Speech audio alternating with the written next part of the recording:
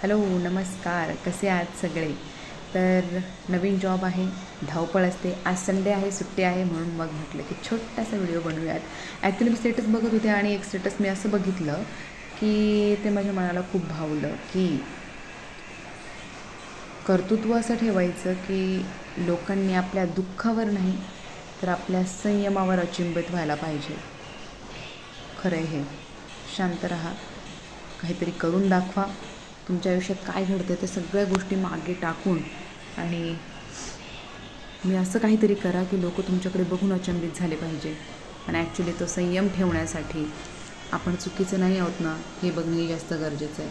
आपण बरोबर असाल तर त्या संयमाचं कौतुकच करा स्वतःही, आणि तरच त्या संयमाचा तुम्हाला अभिमानही असू द्या. पण जर तुम्ही चुकीचे असाल आणि तिथेही तुम्ही म्हणत असाल की आम्ही संयम ठेवते आणि मग मी जगाला दाखवते मी किती चांगली आहे किंवा काय, तर नाही, त्या संयमाला काहीही अर्थ नाही. जिथे चूक असेल तिथे चुका मान्य करा, आणि जिथे चूक नसेल तिथे त्या संकटाला, त्या गोष्टींना सामोरं जा, संयम ठेवा आणि आपल्या संयमाने लोकांना अचंबित करा.